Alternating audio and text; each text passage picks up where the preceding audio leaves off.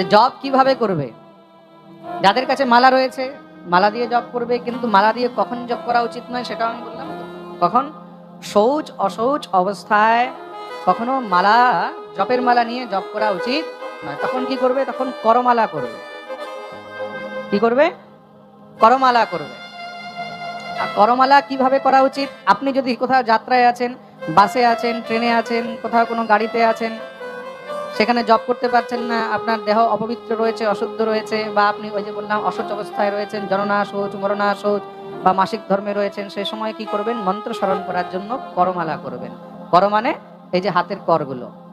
আমাদের হাতের মধ্যে কিন্তু সমস্ত সব তীর্থ রয়েছে। এই যে কর, এই আঙুলগুলোকে, এটাকে বলা হয় দেব তীর্থ। এটাকে কি বলা হয়? জোরে বলো। এটাকে বলা হয়েছে দেব তীর্থ। এখান থেকে একদম করের গোড়া থেকে নিয়ে একদম মূল পর্যন্ত এটাকে বলা হয়েছে দেব তীর্থ। দেব তীর্থের দ্বারা কিন্তু আমাদেরকে করমালা করা উচিত। তাই এখানে কর কয়টি আছে? একটি আঙ্গুলে 3টি করে কর আছে। কতটি? 3টি করে কর আছে। তার 4টি আঙ্গুলে কত কর হলো? 12টি কর হলো তো। এবার এই হাতের দ্বারাই কিন্তু আমাদেরকে করমালা করা উচিত। করমালার বিধান কি? সবাই খুব ভালো করে দেখবে। এই যে उसको ক্যামেরা के सामने হাত যেন ক্যামেরার মধ্যে আসে। আমি গেলবার পাঠের মধ্যে বলেছিলাম অনেক ভক্তদের একটি, তার মধ্যে ইয়ে ছিল যে মহারাজজি হাতটা আমরা ভালো করে দেখতে পাইনি। অনেকে ওই ভিডিওটা দেখেছিল যে করমালা কি করে করা উচিত। কে কে দেখেছিল? একটু হাত উপরে কথা দেখি। হাতটা ভালো করে দেখা যায়নি তো? সবাই এবার ভালো করে দেখবে। হাত দেখা যাচ্ছে?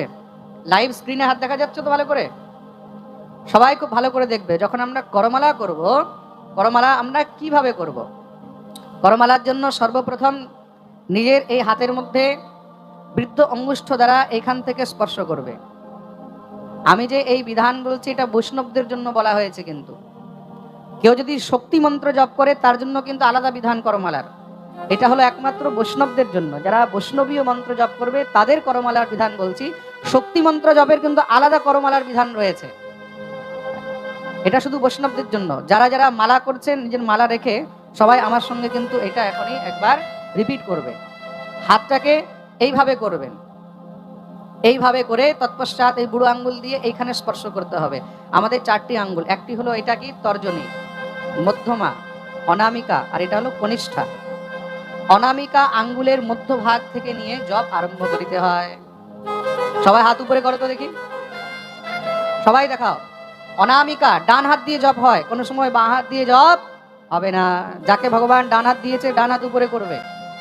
ডান হাতে অনামিকা আঙ্গুলের মধ্যভাগের মধ্যে এখান থেকে আরম্ভ করবে। করমালা করার সময় আঙ্গুলের যে মধ্যভাগ সেখানেই স্পর্শ করবে। আঙ্গুলের করের যে জয়েন্ট গুলো রয়েছে এই জোড়গুলোর মধ্যে কিন্তু কোনো সময় স্পর্শ করবে না। জোড়গুলোর মধ্যে যদি তুমি কোনো মন্ত্র সেখানে স্মরণ করো তাহলে সেটা নিষ্ফল হয়ে যায়। এটাও কিন্তু শাস্ত্রের মধ্যে লেখা রয়েছে। বিশেষ করে যদি তার বিস্তৃতভাবে জানতে হয় তাহলে গায়ত্রী কল্প গ্রন্থের মধ্যে জানতে হবে। আমি শ্লোক বলে দিচ্ছি। আরভ্যাম অনামিকা মধ্যম পরবাণ্যোক্তন্যনুক্রমাৎ তর্জনী মূল পর্যন্তম জপে দশসু পর্বসু মধ্যমাম অঙ্গুলি মূলে তু যৎ পর্বদ্বিতয়ম ভবেৎ তদ বৈ মেরুম বিজানীয়াৎ জপেতম নাতিলম্ভে। আমাকে অনেকজন জিজ্ঞাসা করেছিল, মহারাজজি এই করমালা বিধানের প্রমাণ কিভাবে এটা জানা যায়।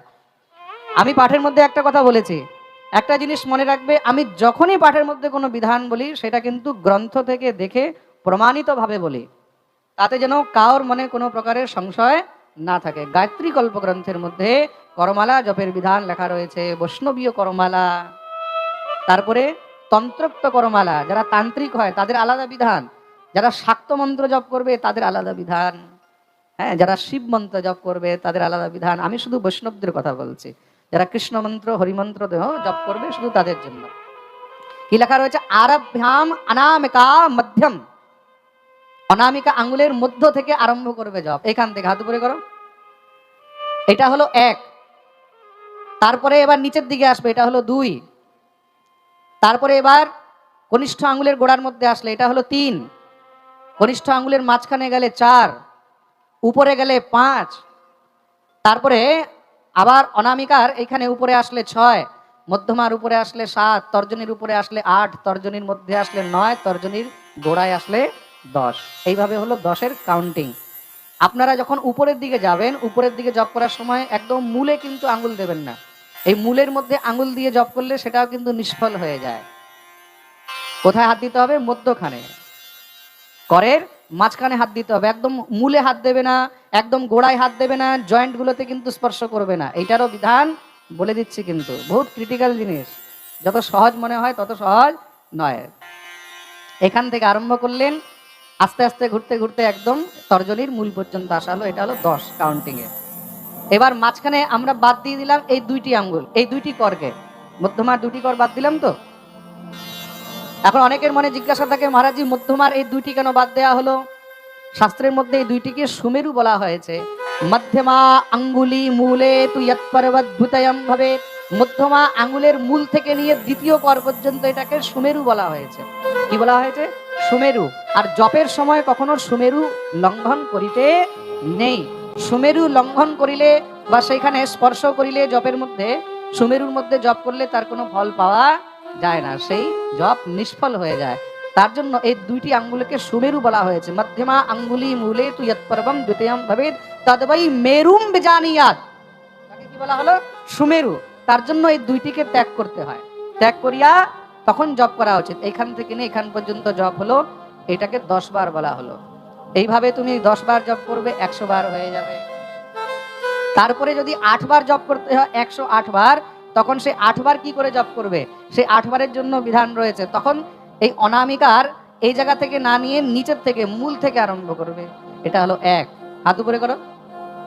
এটা হলো 1, এটা হলো 2, 3, 4, 5, 6, 7, আর তর্জনীর মধ্য পর্যন্ত আসবে 8।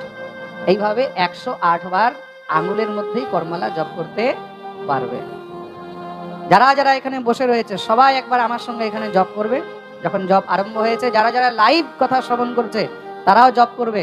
পরে নিচে কমেন্টে লিখে পাঠাবে, মহারাজ জি আমরা জপ করেছিলাম। প্রেম সে বলো রাধে রাধে। সবাই নিজের হাত উপরে করো। 1 নম্বর থেকে শুরু। সবাই আমার সঙ্গে বলবে, হরে কৃষ্ণ কৃষ্ণ কৃষ্ণ হরে হরে, হরে রাম রাম রাম হরে হরে, হরে কৃষ্ণ হরে কৃষ্ণ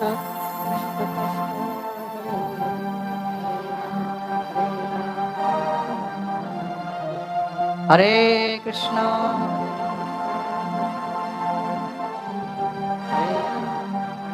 উচ্চস্বরে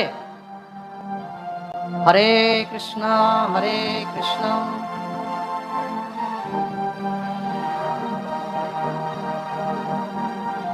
হরে কৃষ্ণ হরে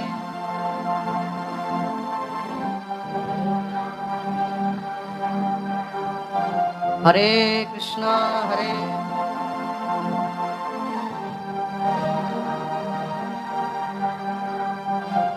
হরে কৃষ্ণ হরে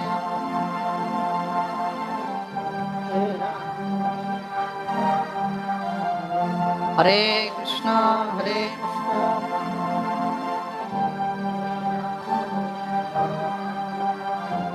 হরে কৃষ্ণ হরে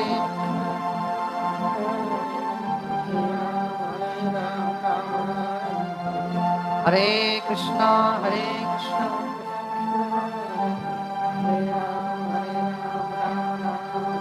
बोलिए भक्त वत्सल भगवान।